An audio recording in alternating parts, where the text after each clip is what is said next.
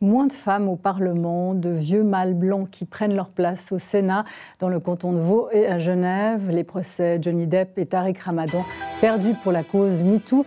La guerre qui fait son grand comeback en Occident. Tout cela signe-t-il le grand retour du mal au centre de notre monde ? Était-il seulement parti, ce mal ? Et à quoi ressemble-t-il aujourd'hui entre déconstruction et hyper-virilisme ? Eh bien, on en parle ce soir dans Le Point. Bienvenue à toutes et tous sur Les Monts Bleus.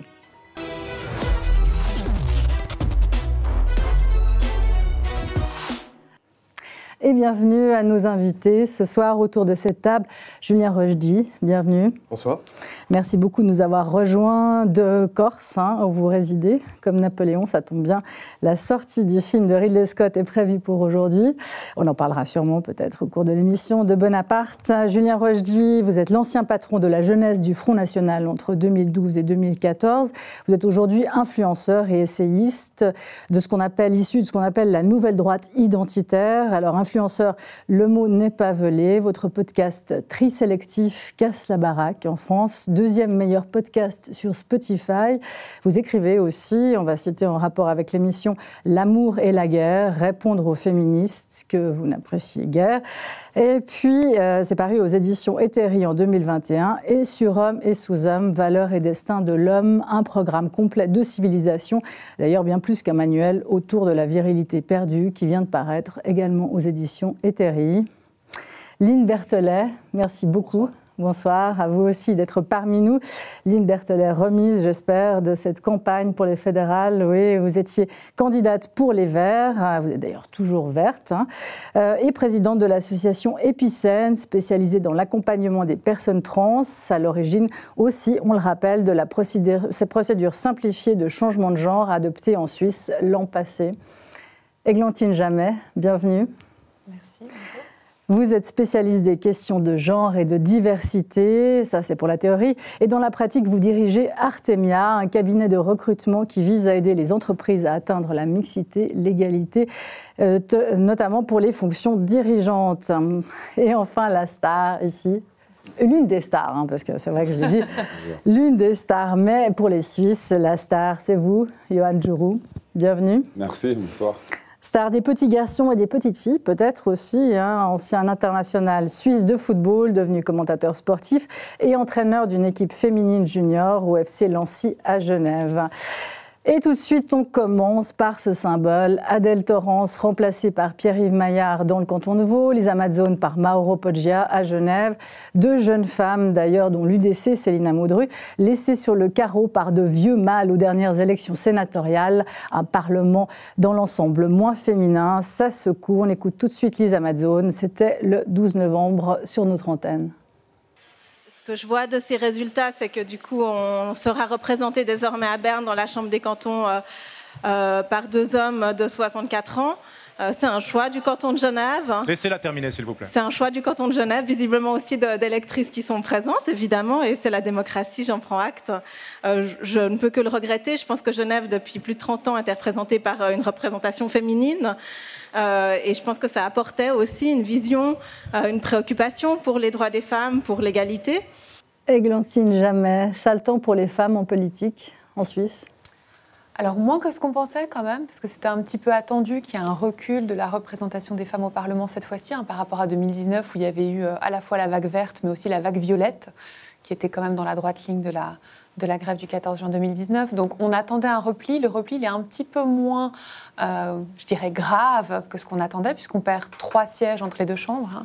On en perd 6 au national, mais on en gagne 3 aux États. Ce qu'on voit, c'est que rien n'est jamais acquis, évidemment. Ce qu'on voit, c'est que ça n'est jamais une progression linéaire, et ça, on le sait historiquement. Donc il faut toujours rester vigilant. Et puis, il faut aussi rappeler que, bien sûr, c'est important en termes de représentation d'avoir un équilibre. Cet équilibre, il est donc à 39%, 35%, donc on voit qu'on n'est pas encore dans quelque chose d'idéal, mais c'est un petit peu moins grave. Après, pour Vaud et Genève, c'est une situation particulière, au-delà des résultats nationaux, parce qu'effectivement, on voit qu'on n'a plus de femmes qui représentent ces deux cantons. Alors, ça reste 2 cantons, mais c'est symboliquement, évidemment, assez ennuyeux. Maintenant, si on sort de la question de la représentation, il faut évidemment pas simplifier les choses. C'est pas forcément parce qu'on est une femme qu'on fait de la politique différemment. Ça, c'est extrêmement important de le rappeler, sinon on tombe dans l'essentialisme. Donc, ce qui compte, c'est les idées qui sont portées et d'avoir des idées qui représentent l'égalité, un idéal de valeur. C'est ça qui compte. C'est pas forcément les personnes qui les portent. Mais pour la représentation, bien sûr, c'est dommage. Oui, mais c'est ce que Lisa Mazzone pointe du doigt quand même. Hein, c'est effectivement le fait que malgré tout, les femmes seront moins représentées. Ce qu'elle pointe aussi du doigt, c'est le fait que des femmes ont voté pour des hommes plutôt que de voter pour des femmes. Lynn Berthollet, justement, ça, c'est les femmes aussi préfèrent voir revenir le vieux mâle blanc. Visiblement, oui. Hein. On peut pas, les chiffres, la réponse est oui. Maintenant, la question, c'est plutôt pourquoi. Je pense que si je prends le canton de Genève, la campagne de M. Poggia, bien que si on regarde comment il vote au Parlement genevois, il vote systématiquement comme l'UDC. En fait, il a quand même réussi à faire croire qu'il votait plutôt à gauche, puis qu'il était quelqu'un de plutôt de gauche. Donc je pense que chez les socialistes, il y a des gens qui ont voté Sommaruga, Poggia, indépendamment du genre des candidats, simplement parce que voilà, et puis voilà, il y a aussi des hommes qui voteront pour des femmes que parce que c'est une femme, ce que je trouve stupide, quoi. Il ne faut pas voter pour quelqu'un en raison. Mais les femmes de gauche n'ont pas joué tout le jeu, sinon Lisa Mazzone aurait passé. Oh, je ne sais pas. Peut-être que des femmes du Parti socialiste ont voté plutôt Poggia que Lisa Mazzone. Ouais, c'est possible. Ouais, c'est possible. Parce qu'il y a la question des partis, puis il y a la question du genre aussi. Ouais. Alors, pour trouver des femmes, il faut maintenant aller à l'extrême droite ou dans la droite dure. Hein, c'est ça le paradoxe. Julien Rochdy, c'est vrai. Alors bon, là, Céline Boudru n'a pas passé la rampe, mais partout ailleurs, Marine Le Pen en France, Marion Maréchal en Italie, Giorgia Meloni, même en Allemagne, hein, Alice Weibel, la chef des députés AfD à la Chambre justement en Allemagne, ce sont des femmes. Est-ce que justement c'est la droite identitaire qui aujourd'hui fait du féminisme, comme M. Jourdain, sans le savoir? Déjà, je suis content d'avoir entendu rappeler que ce qui comptait en démocratie, c'était les idées des personnes, et non pas ce qu'ils étaient par essence. Sinon, on passe directement dans une autre civilisation, une autre société. La représentation basée uniquement sur ces critères de sexe, critères, pourquoi pas, demain ethniques, c'est une démocratie du Liban. Alors, il faudra qu'il y ait 20% de noirs, 20% de blancs, 30% de femmes, je ne sais pas. On rentrera dans un truc qui sera complètement dystopique et affreux. Donc là, vous me parlez justement de la droite et effectivement des représentantes féminines des mouvements dits d'extrême droite ou identitaires ou nationalistes ou populistes, on peut appeler ça un peu avec différents noms. C'est bien la preuve que ce qui compte, ce sont les idées, et qu'elles soient portées après tout par une femme, par un homme, par quelqu'un, voilà, c'est pas ce qui compte. L'important, ce sont les idées. Je tiens à cette civilisation des idées, notamment en politique, et je suis un peu dépité par ces débats sur la représentation. La représentation, elle doit se faire naturellement. Quand il y a des femmes qui sont de très très fortes politiciennes, comme en France, comme Marine Le Pen, qui est excellente, eh bien, elles réussissent tout naturellement. Même dans des milieux qui sont perçus comme étant très machistes, très masculinistes, ou que sais-je encore. Est-ce que ça contribue? Donc quand une femme est compétente, elle réussit. Quand un homme est compétent, il réussit. Comme dit Éric Zemmour, à déviriliser justement la société. Pas du tout. Moi, je me sens pas du tout... je vois Marine Le Pen, que je connais personnellement. C'est une femme de caractère. Et lorsque des femmes de caractère, vous savez, sont apparues dans l'histoire, elles ont très souvent été suivies. Les femmes de caractère qui ont voulu faire de la politique, on peut citer la grande Sforza, on peut en citer plein dans l'histoire, Catherine.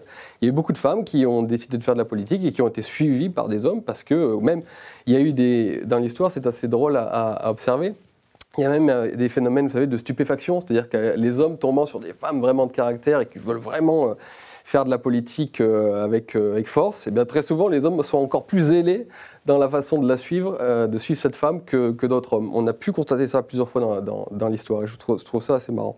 Alors, si on regarde ce qui concerne la Suisse, sur les thèmes sociétaux, notamment du genre, Madame Amodru a pratiquement toujours été en rupture avec son parti. Elle le dit, elle l'assume, ce que je trouve courageux. Elle a toujours dit, moi, j'assume pas les positions de mon parti sur le féminisme, par exemple. Mais elle fait passer visiblement d'autres choses avant, comme le nombre d'étrangers, comme etc. etc. Oui, elle a plutôt adopté des postures féministes, carrément féministes. Mais elle était en totale rupture avec son parti là-dessus. Elle l'a dit, j'ai fait un débat où elle était là et où elle l'a dit. Elle a dit, moi, sur ces questions-là... Et néanmoins, c'est le fer de lance de l'UDC, de l'EDC en Suisse romande. Oui, je pourrais dire, sans doute, peut-être pas pour elle personnellement, mais c'est souvent la femme alibi. Ce qui est quand même intéressant dans ce qui vient d'être dit, c'est qu'on ne parle pas... enfin, vous dites, une femme, si elle est forte, si elle tient le coup dans cette atmosphère politique qui est quand même extrêmement genrée, justement. Enfin, je pense que c'est ça tout le problème. C'est est-ce qu'on veut garder les codes et la culture, qu'on soit en politique, qu'on soit dans les entreprises, qui est celle quand même qui a été produite et représentée pendant des siècles par les hommes. Alors, il y a eu des exceptions, mais des exceptions qui collaient à ces codes ou à cette culture. Est-ce que c'est ça qu'on veut garder, puis se dire, oui, une fois de temps en temps, il y a une femme qui est un peu comme ça, et puis ça marche? Ou est-ce qu'on veut questionner ça, et puis rendre plus inclusif, justement, cette manière de diriger, de prendre des décisions? Est-ce que le monde a besoin de cette manière forte ou pas? À mon avis, c'est ça la question. Ça vous influence, Yohann Jourou, quand vous mettez votre bulletin dans l'urne, le sexe, justement, de la personne pour laquelle vous votez? Non, je suis à 100% d'accord avec les propos qui ont été tenus. Pour moi, ce qui est important, c'est les idées. Que ce soit une femme ou un homme ou quiconque, je pense que si l'idée est bonne, la vision est bonne, et surtout, ce que j'apprécie sur ce qui a été dit, c'est aussi la personnalité. Est-ce que les chances sont réellement les mêmes? Est-ce qu'on donne réellement les mêmes chances aux femmes qu'aux hommes, malgré le fait qu'une femme peut avoir des idées incroyables, qui seraient peut-être même plus intéressantes par moment que celles d'un homme? Est-ce qu'on lui laisse peut-être la chance légitime de pouvoir les exposer et d'aller au bout? Par moment, c'est toujours les questions qu'on peut se poser, mais pour moi, il n'y a pas de différence de genre à ce niveau-là, au contraire. Alors, j'ai cité en introduction les procès Ramadan et Depp comme des retours en arrière pour MeToo, pour la cause MeToo.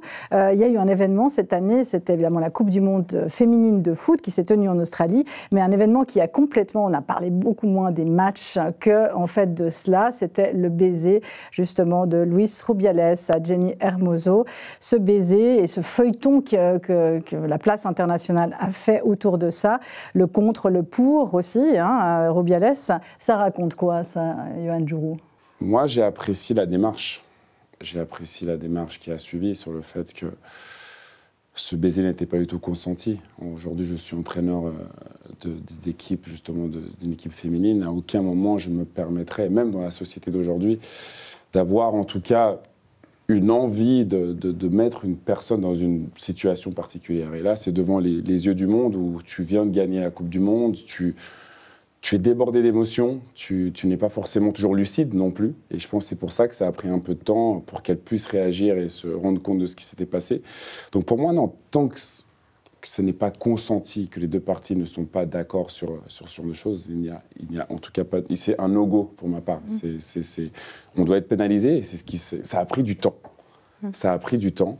Mais je trouve que ça démontre aussi un côté d'égalité. Et c'est important que la femme puisse dire non. Parce que ce n'est pas parce que monsieur est président qu'il a tous les droits devant les yeux du monde, parce que j'ai, avec mes coéquipières, fait de bonnes performances pour être championne du monde, qu'encore on vienne nous gâcher la fête avec un baiser qui n'avait pas lieu d'être. Vous trouvez qu'on va trop loin, justement?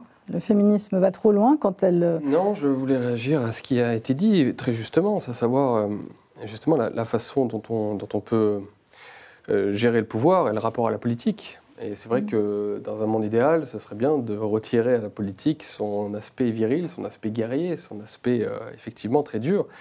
Dans un monde idéal, moi je crois que c'est absolument impossible, parce que la définition même de la politique, c'est la capacité à s'accaparer des ressources, à les emmagasiner et à les protéger. C'est ça la politique depuis la nuit des temps. Et ce rapport-là aux ressources est un rapport nécessairement guerrier, c'est un rapport qu'on remarque chez tous les animaux, chez tous les mammifères, et c'est un rapport qui existe dans nos sociétés depuis le départ. Et donc en fait le pouvoir, et c'est ça qui est très important à comprendre, le pouvoir appartient à la virilité, pas aux hommes ni aux femmes, il appartient à la virilité, c'est-à-dire à votre capacité à faire preuve de virilité, à faire preuve de force. Or, il est vrai que les hommes ont tendanciellement plus de facilité à faire preuve de virilité, liées à des questions biologiques, comme la testostérone par exemple. Mais lorsqu'une femme parvient à faire preuve de virilité, comme je vous disais, elle arrive à faire de la politique. Alors, je vous dis, dans un monde idéal, et moi je dis pourquoi pas, changer ce rapport au pouvoir, ce serait exceptionnel. Je pense que c'est impossible. Ce rapport au pouvoir restera guerrier, restera viril, restera très dur. Et donc, il restera malheureusement à la virilité. Et donc, il y aura toujours plus d'hommes tendanciellement dans les secteurs qui ont du pouvoir, que ce soit aujourd'hui la politique, quoique s'il y a de plus en plus de femmes en politique, c'est aussi parce que la politique a de moins en moins de pouvoir. Si vous allez dans les secteurs où il y a du pouvoir aujourd'hui, comme la grande finance par exemple, comme les conseils d'administration des grandes banques, là où les décisions sont toujours prises, vous voyez effectivement que ces conseils d'administration sont constitués d'énormément d'hommes, en grande majorité d'hommes. Parce que le pouvoir est par essence viril et les hommes ont tendanciellement plus de facilité à être virils que les femmes.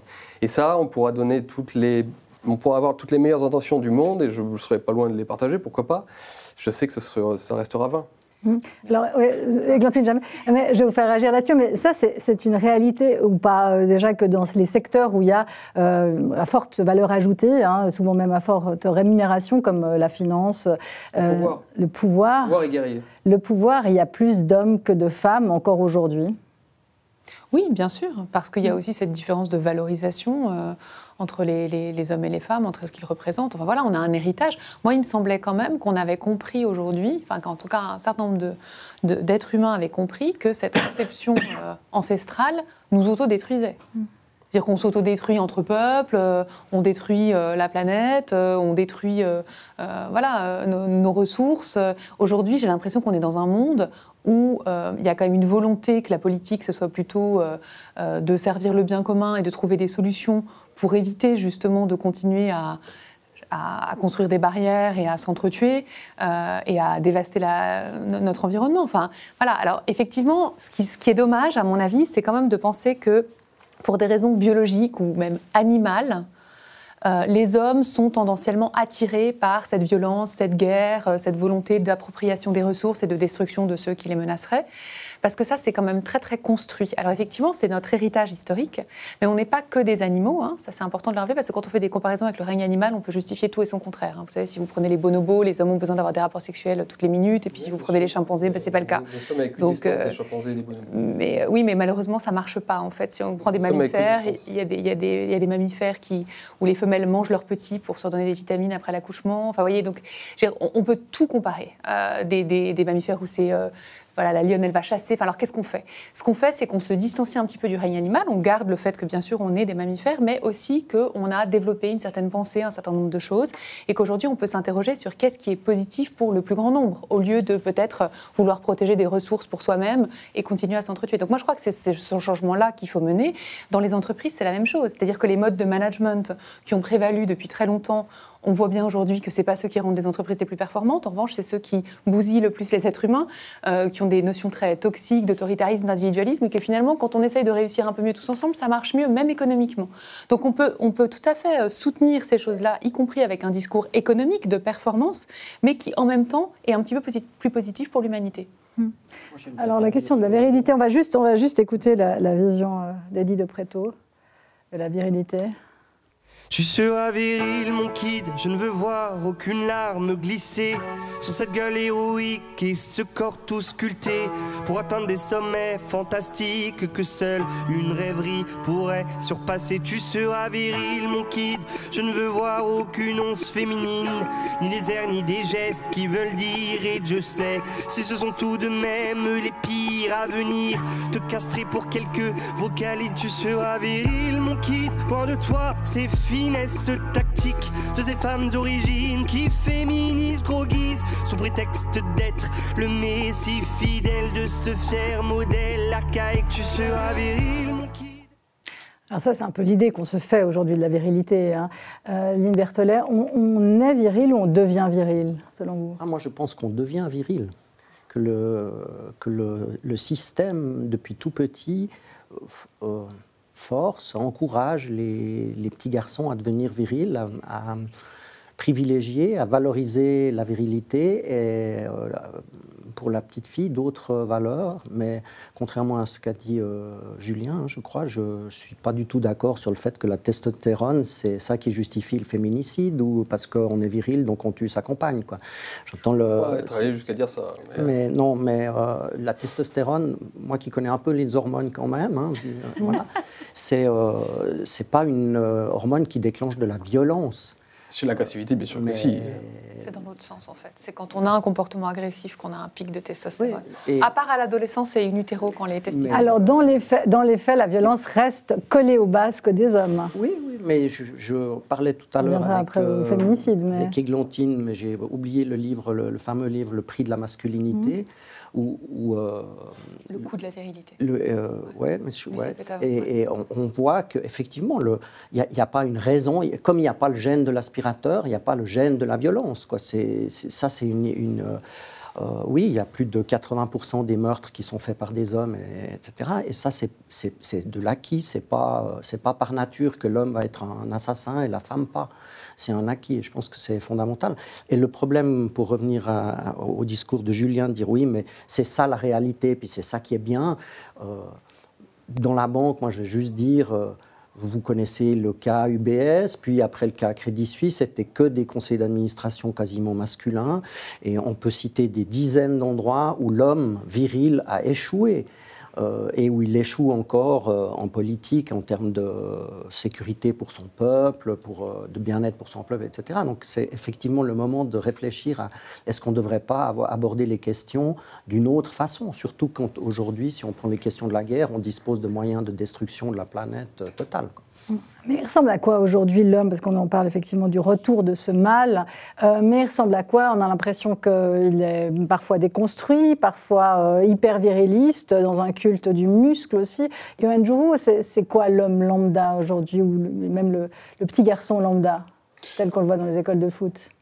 C'est une bonne question.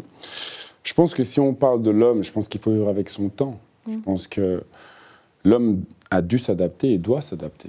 Donc moi je dirais que d'être déconstruit amène aussi à peut-être être plus amène à participer. Quand on parle de virilité, souvent on peut aussi parler dans une tendance sexuelle, d'un besoin qui est que le nôtre, mais je pense que c'est un partage. Il faut qu'il y ait une osmose en fait pour moi aujourd'hui dans ce développement. En tout cas c'est ce que j'inculque aux jeunes filles, aux jeunes enfants que je coach. C'est-à-dire que aujourd'hui, ces jeunes qui sont dans ces milieux-là sont souvent ensemble. Donc, ils ont souvent cette idée justement d'être viril, d'être agressif. Nous sommes comme ça, la violence, les bagarres, mais ça nous amène où? C'est aussi mon travail en tant qu'ancien sportif, justement, d'essayer d'éduquer ces jeunes, d'avoir justement un recul. Est-ce que ça fonctionne? Parce que c'est vrai qu'une des grandes usines à fabrication du jeune mâle aujourd'hui, c'est le foot. Le foot et le rap, ce sont les grandes matrices de la socialisation des jeunes garçons. Et c'est vrai qu'on a l'impression qu'effectivement, c'est tout sauf déconstruit, c'est tout sauf progressiste. Non? Alors, je pense qu'il y a beaucoup de l'image aussi. Quand on gratte un petit peu ces jeunes et qu'on discute avec eux et qu'on peut échanger, on voit que souvent, c'est juste une image qu'on se donne pour justement faire partie d'un environnement social. C'est-à-dire que si on a des gens qui sont culturellement, qui viennent peut-être, je ne sais pas, de pays, un petit peu, si je prends l'Afrique par exemple, on a des idées par moments assez fermées. On n'accepte pas forcément toute possibilité et donc on arrive dans ces milieux-là et il faut essayer de déconstruire tout ça. C'est-à-dire que mais quand on parle et qu'on a des discussions transparentes avec ces enfants ou ces jeunes gens, on peut vite se rendre compte qu'on est de ce côté-là parce que lui pense un tel et que si je ne le suis pas, je ne suis pas accepté. Mais par contre, quand on en discute, ils sont beaucoup plus ouverts et beaucoup plus amènes à avoir en fait une ouverture d'esprit un petit peu plus grande. Donc, tout dépend un petit peu de l'approche. Mais c'est vrai qu'on est plutôt... on voit plutôt une tendance à se dire que oui, il faut suivre le groupe qui est plus viril, plus macho, les hommes sont plus forts, nous sommes les meilleurs. Donc, mais il faut essayer justement d'amener cette touche de douceur. Églantine Jamer, effectivement, dans les médias, on parle beaucoup du YEL, on parle beaucoup du woke, mais la réalité du petit mâle aujourd'hui, c'est la déconstruction, c'est quoi? Moi, j'aime pas trop ce terme d'homme déconstruit ou de déconstruction tout court, parce que je trouve qu'il prête à ce fantasme d'effacement ou de destruction d'un modèle traditionnel. Et je crois surtout qu'en fait, il faut arrêter de penser c'est quoi l'homme, c'est quoi la femme. On est pluriel, il y a une hétérogénéité des possibles et c'est ça qu'il faudrait défendre. Ok, mais aujourd'hui l'homme il est plutôt macho, viriliste ou bien il est plutôt très égalitariste? Il y a beaucoup de contrastes parce que heureusement il y a quand même une certaine avancée, une certaine volonté d'hommes jeunes aujourd'hui d'être plus dans l'équilibre, dans le partage, de ne pas coller à ces stéréotypes, mais malheureusement chez les enfants, chez les ados, on continue à éduquer beaucoup avec ces stéréotypes et il y a un truc épouvantable avec ça, c'est les réseaux sociaux. C'est-à-dire que les réseaux sociaux, c'est un amplificateur de ces stéréotypes. Et aujourd'hui, finalement, après un petit peu cette ouverture, les jeunes garçons, ils sont très, très exhortés à coller à ces idéaux de musculation, d'affirmation de la virilité. Moi, il y a quelque chose qui me frappe, c'est que je me demande à quel point il faut douter de sa force pour avoir besoin de la suraffirmer comme ça et de vouloir absolument se donner des artifices de virilité ou de prouver qu'on est un vrai mec. Et quand on veut prouver qu'on est un vrai mec, il faut du coup être homophobe, penser que les filles c'est moins bien, dénigrer les femmes, se créer comme ça un corps ou une apparence qui montre qu'on est fort. Et je me dis, qu'est-ce qu'il faut douter de sa force intrinsèque, de sa valeur intrinsèque en tant qu'être humain pour avoir besoin de faire ça, pour se dire qu'on est un vrai mec. Donc c'est très très dommage. Alors, je vous laisserai réagir, Julien Rochdy en premier, sur ce culte du corps aujourd'hui, de la virilité. Ça sera juste après la petite pause qu'on va faire. On se retrouve dans quelques instants.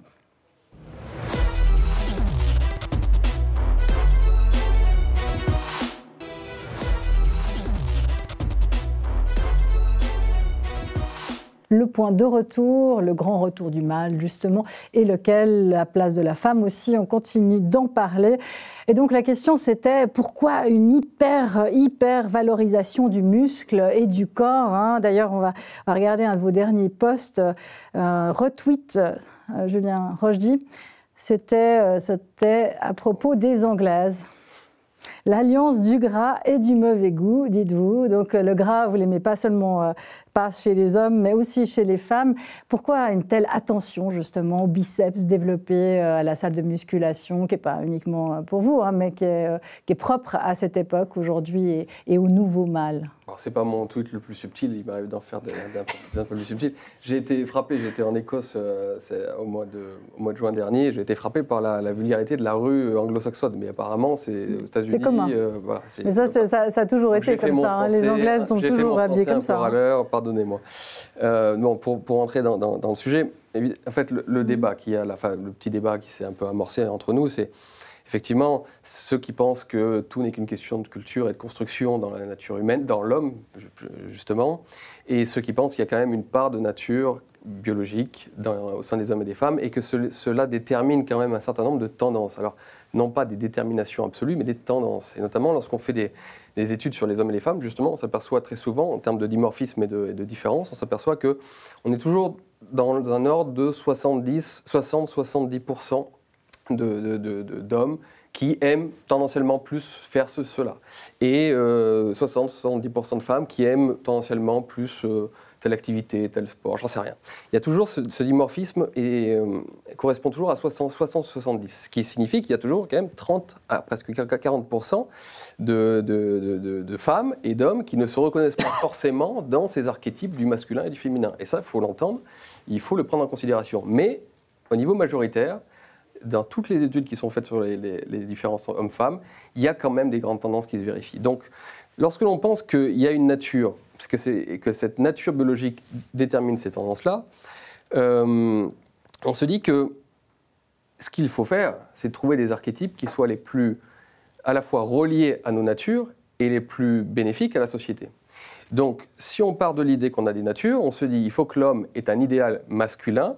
Donc il ne s'agit surtout pas de déconstruire le masculin, parce que dans la masculinité, il y a une part d'idéal, évidemment. On ne naît pas homme, tout à fait, je suis d'accord. On est avec une nature qui nous pousse tendanciellement à être un homme, mais il faut une construction culturelle qui nous pousse à être viril, bien sûr. En Europe, on avait cette figure du gentilhomme, qui justement devait respecter les femmes, respecter sa mère, respecter sa sœur, respecter la femme dans la rue. Et c'était ça l'idéal masculin. Alors idéal masculin qui n'était pas toujours suivi, bien entendu. On sait qu'il y a eu beaucoup d'excès, beaucoup de malheurs, beaucoup de choses horribles qui ont été faites par les hommes aux femmes. Mais cet idéal masculin était nécessaire. Et pareil pour les femmes. Et moi, ce que je crois, c'est qu'à déconstruire cet idéal masculin, on pense qu'on va retirer à la masculinité, justement, toute sa toxicité et toute sa mauvaise virilité, toute sa violence. Alors qu'en fait, si on pense qu'il y a une biologie derrière qui pousse tendanciellement à plus à faire cela, on va réveiller le barbare.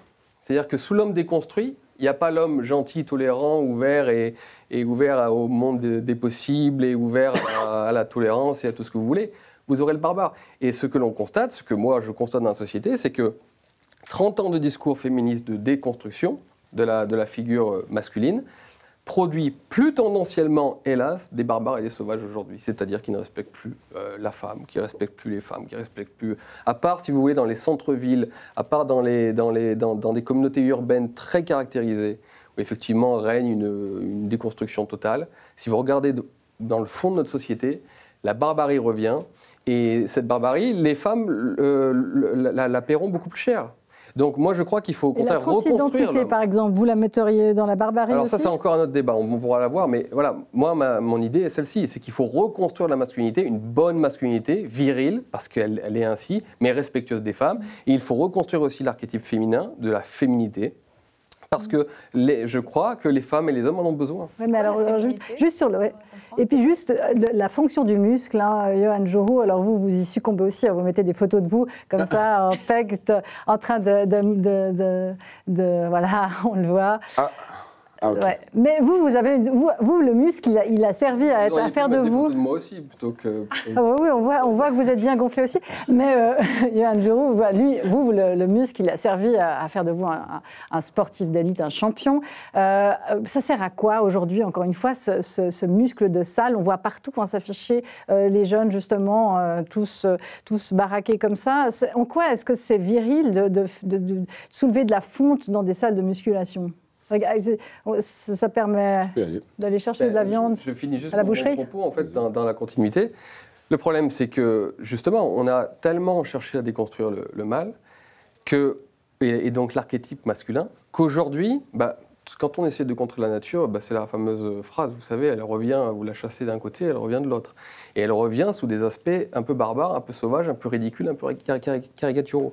Et donc, en fait, vous avez ce paradoxe d'une société qui n'a jamais tenu autant un discours anti-virilité, et vous constatez en réalité des hommes qui ont besoin de surjouer la virilité pour essayer de retrouver une masculinité dont ils ont été privés. Et donc, en fait, voilà, c'est si vous supprimez l'archétype masculin, vous aurez le barbare masculin. Et du coup, le besoin, alors pas vous, et moi aussi, je fais de la musculation et tout, mais vous voyez, ces hommes qui ont besoin de gonfler à tout prix, d'ailleurs, de façon totalement absurde, parce que ça les rend inefficaces en plein de domaines. Les hommes qui ont besoin de se charger en stéroïdes, de sorte à être plein de testostérone.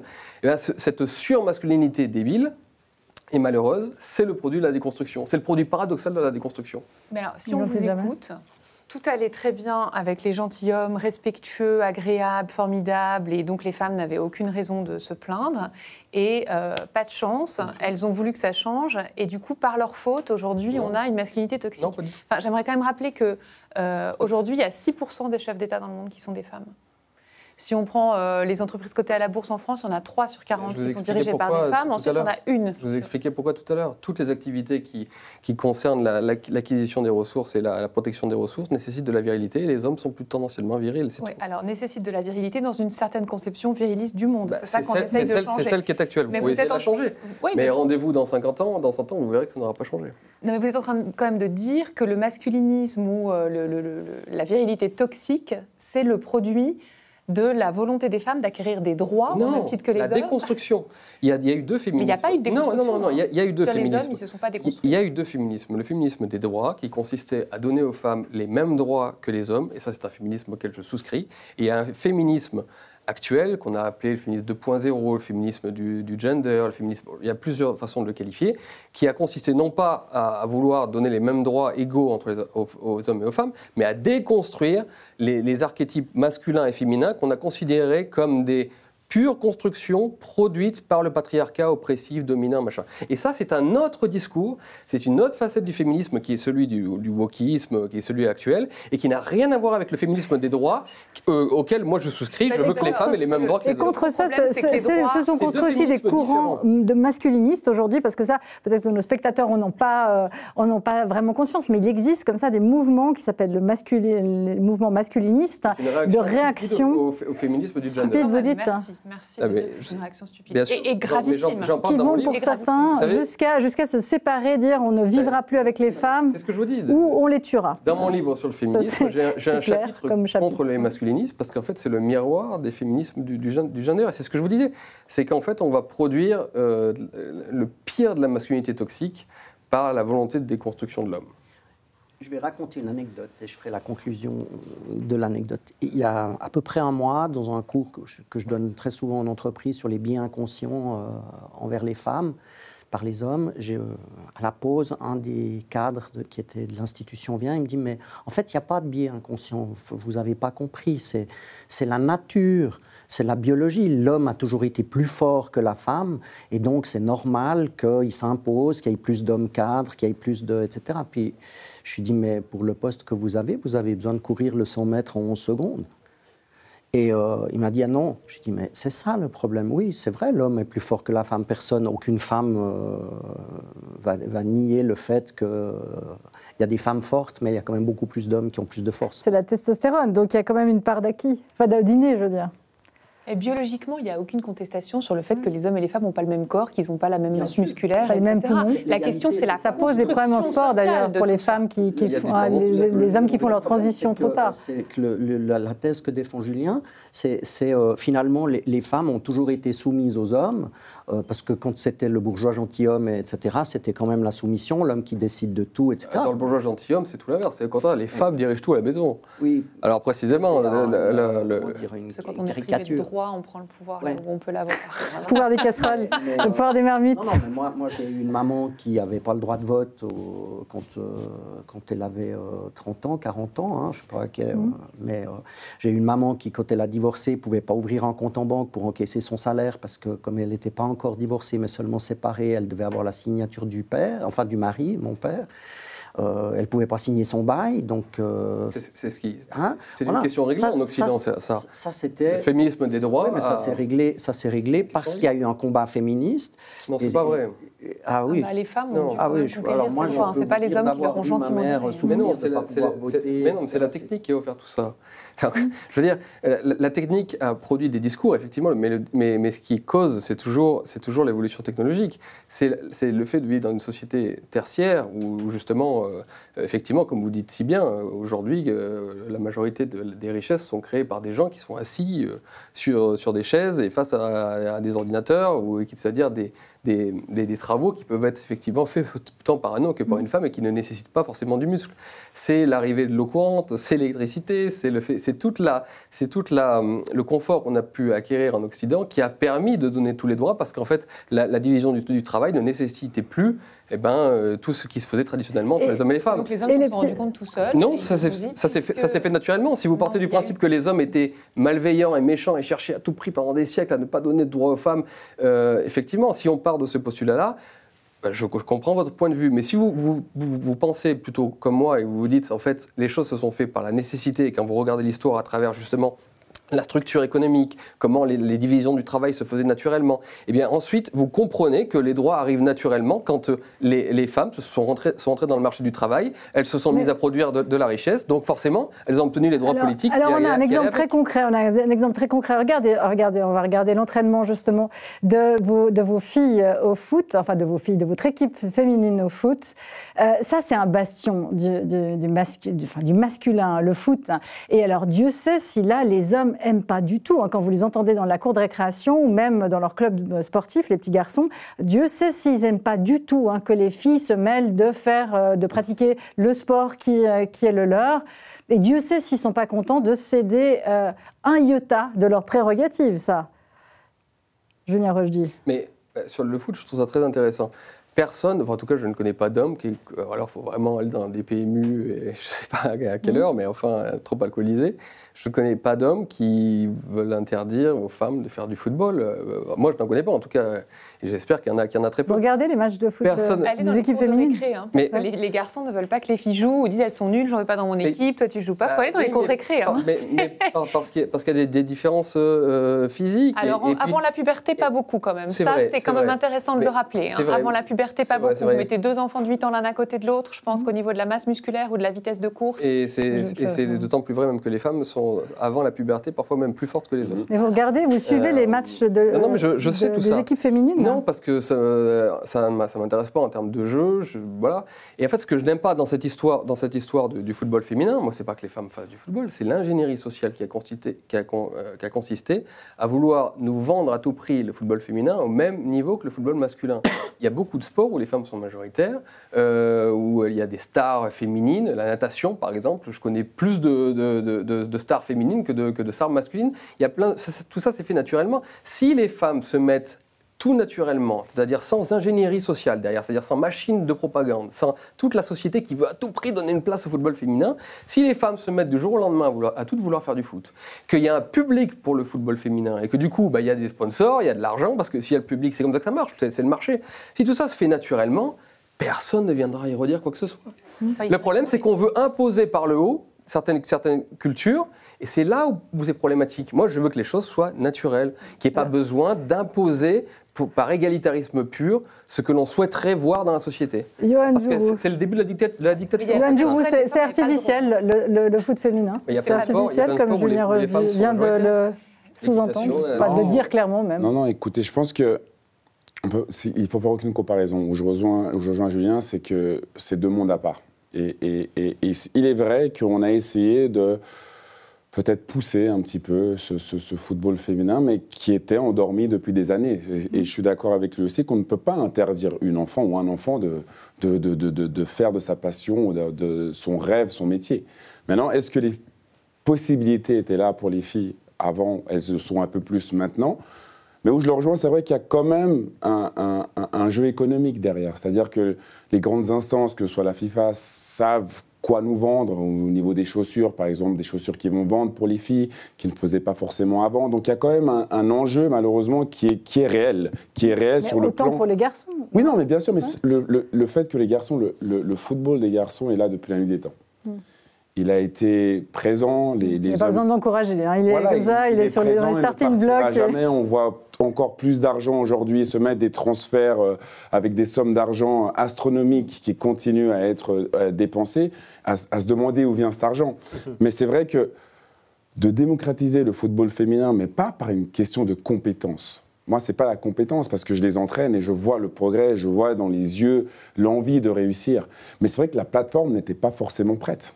Et ça, il faut l'avouer. Aujourd'hui, c'est à moi et à d'autres de pousser, justement, pour essayer que, naturellement, cette place se fasse et qu'elle soit acceptée aussi.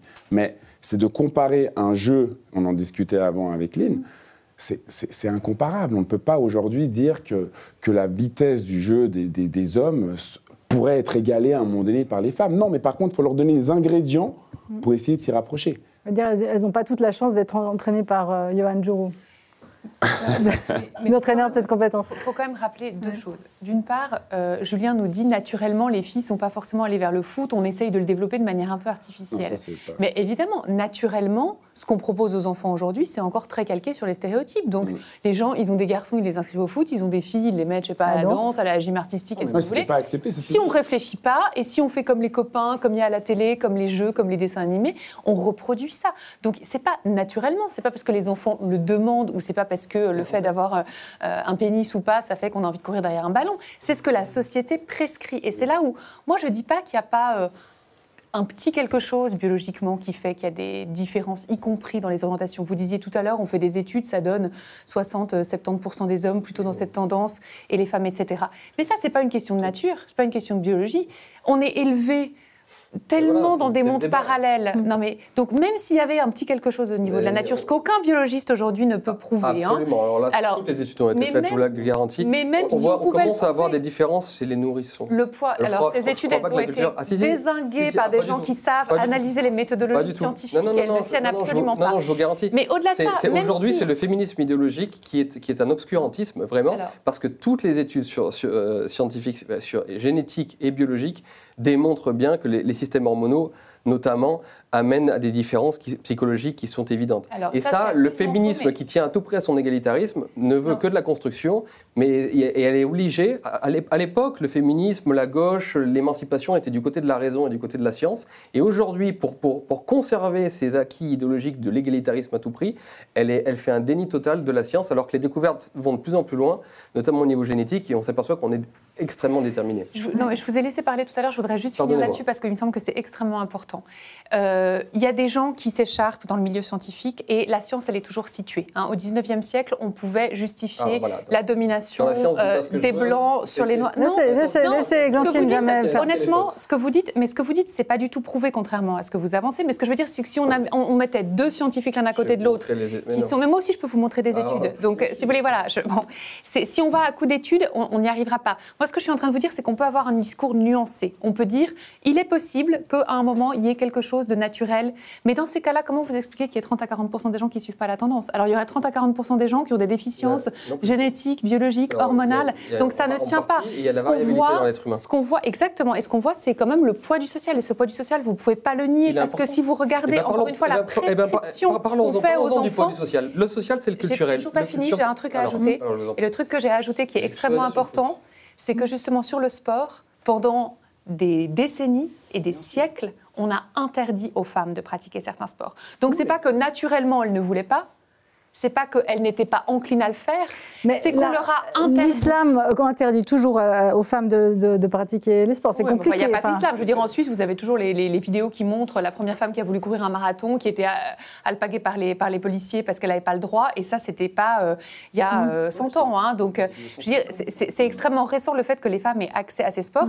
Mais la dernière chose qui me navre, c'est que derrière ce foot féminin, on a quand même un sport qui représente justement le côté masculin. Donc, quand on va vers l'égalité, c'est toujours, on essaye de mettre les filles dans quelque chose qui est valorisé dans une société qui est quand même le produit, pour l'instant, de cette domination. Certaines tendances de l'islam, je voulais préciser, parce qu'effectivement, il y en a qui font d'ailleurs du foot avec le hijab. Ouais. Donc, même Nike sponsorise, parce qu'effectivement, il n'y a pas de petit profit.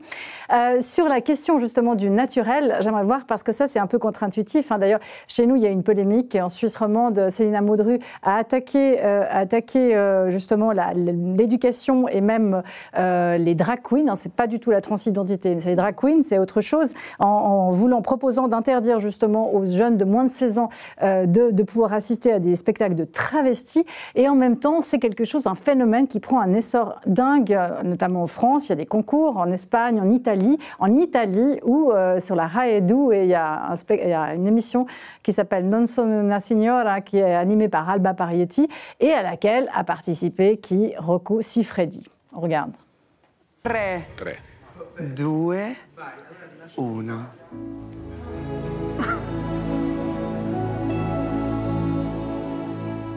Non mi piange che poi ti cola l'eyeliner.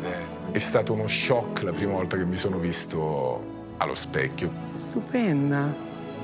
La prima immagine è stata chi è? E poi, piano piano, si è rilassato il viso e ho cominciato a cercare di vedermi come Eva. Donc voilà, d'abord c'était un choc et puis après je me suis détendue et puis j'ai commencé à me voir comme Eva. Est-ce que ça justement, d'abord c'est contre-intuitif de voir Rocco Siffredi quand même se transformer. C'est plein de choses. Rocco Siffredi, l'archétype du mal, alors que c'est juste un acteur de film porno, si c'est ça l'exemple de la érigé masculinité, c'est un peu triste à mon avis. Mais comme le roi de la virilité, en tout cas pendant voilà, quelques après années. Vous l'avez relevé, ça n'a rien à voir avec la transidentité, les drag queens, etc. C'est un monde merveilleux à regarder. Ce qui est intéressant, c'est que des gens qui viennent nous dire que de toute façon c'est naturel, l'homme, etc., ils veulent interdire à des enfants de voir un spectacle qui ne devrait pas du tout les influencer, parce que ce qu'on entend derrière l'interdiction, c'est « Ah, mais si mon fils voit qu'on peut être homosexuel, alors il va devenir homosexuel ». Mais d'ailleurs, tous les drag queens ne sont pas homosexuels. On pense à Priscilla Désert. Justement, il y en a un qui était hétérosexuel. Oui, non, mais il y en a. Enfin, j'entends la sexualité, les drag queens, l'orientation sexuelle, les drag queens et l'identité de genre, c'est des choses totalement séparées, avec parfois des petits recoupements, mais on peut très bien être transgenre et hétéro, on peut très bien être transgenre et homosexuel, on peut, etc. Donc, mais je trouve que c'est tellement. J'aime beaucoup l'expression qu'utilise souvent Églantine, le champ des possibles. J'entends, il y a des gens qui. Moi, j'ai un ami qui a fait son coming out à 54 ans d'homme gay, après être parti en vacances avec 3 couples, etc. Puis il s'est rendu compte qu'il était follement amoureux d'un des hommes des couples, et puis maintenant il vit avec cet homme, etc. Mais quand je lui ai dit, mais t'as pas fait avant, il m'a dit, mais je pense que j'osais même pas imaginer que je pourrais l'être. Et les champs des possibles, c'est ce qu'on voit dans la transidentité aussi, c'est qu'il y a des gens qui ont souffert très longtemps sans savoir pourquoi, et qui aujourd'hui se rendent compte, parce qu'il y a plus d'informations, que, effectivement, leur souffrance venait de ce point-là. Personne... Il va falloir conclure, donc j'aimerais juste vous entendre. Personne ne va être trans parce qu'on lui a montré qu'il existait des trans à la télévision. Yoann Giroux, vous accepteriez de participer à un programme comme ça, si par exemple Clément Bleu lançait des épisodes de Transformers, de drag queen? C'est une bonne question, je ne peux pas forcément répondre, mais en tout cas, ce qui est sûr, c'est que j'ai beaucoup de tolérance. Je ne suis pas quelqu'un qui va forcément être tout d'un coup pris de court, parce que, comme l'a très bien dit Lynn, parce que je regarde un show de trans que j'aurais envie de le devenir, ou parce que je suis avec des amis homosexuels que j'aurais envie de le devenir. Non, je suis plutôt quelqu'un qui est justement dans la tolérance et dans la bienveillance. Du moment qu'il n'y a pas de fait de vouloir influencer, d'amener les gens dans une position où ils ne veulent pas être, moi je n'ai aucun souci. Donc si je devais être appelé à le faire, et que mes filles pourraient bien rigoler en voyant leur papa transformé et maquillé, il faudrait vous trouver un nom de scène. Non, mais sans qu'il y ait le fait... Voilà, moi, je pense qu'il faut arrêter de tout dramatiser aussi, par moment. On dramatise trop, Julien Rochedille. Un mot. Alors, un mot sur ce sujet, c'est un peu difficile. Je sais. La seule chose que je dirais sur le sujet, qui est extrêmement polémique, c'est que tous les jeunes qui transitent, je ne sais pas comment on appelle ça, qui transitionnent, voilà, c'est ça. Tous les jeunes qui transitionnent, qui transitionnent avant, je crois, à l'âge de 17 ans. Il y a une étude qui est sortie qui montre que près de plus de 70% regrettent. Et c'est pour ça que il y a de gros problèmes dans ces transitions qui sont faites trop jeunes. C'est pour ça que dans un monde qui laisse énormément les enfants aujourd'hui assez insécures sur beaucoup de choses, parce que ce monde est assez invivable et justement ils n'ont pas de repères, ils sont assez perdus. Il y a aussi des phénomènes d'information. Oui, il y a des phénomènes de suggestion et de mode qui sont très forts chez les jeunes, et il peut y avoir des transitions qui sont ensuite regrettées et qui sont, lorsque la chirurgie intervient, qui sont de véritables mutilations. Donc c'est pour ça que protéger les jeunes, que quelqu'un veuille transitionner sûr de lui en tant que majeur et vacciné, comme on dit, pourquoi pas, mais chez les jeunes, il faut les protéger, je suis navré, parce que ces phénomènes de suggestion du marché, de suggestion de la propagande, de suggestion de beaucoup de choses, peuvent leur faire des bêtises qu'ils regretteront ensuite toute leur vie. Le Parlement Genevois qui a traité un projet de loi 13324 où et les HUG et les associations ont amené toute une série d'études américaines et suisses.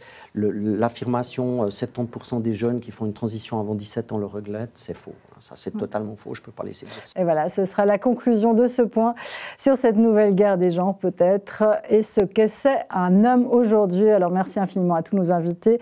Julien Rochdy, on rappelle votre podcast Trisélectif. Lynn Berthelet, merci beaucoup. Johan Djourou, merci beaucoup. Merci et bonne chance à votre équipe. Et Églantine Jamet, merci infiniment. Merci aussi à vous de nous avoir suivis. Nous, on se retrouve mercredi prochain. En attendant, on vous souhaite une excellente soirée, une très bonne semaine à toutes et tous. Tu seras viril, mon kid, je ne veux voir aucune larme glisser sur cette gueule héroïque et ce corps tout sculpté pour atteindre des sommets fantastiques que seule une rêverie pourrait surpasser. Tu seras viril, mon kid, je ne veux voir aucune once féminine, ni les airs, ni des gestes qui veulent dire...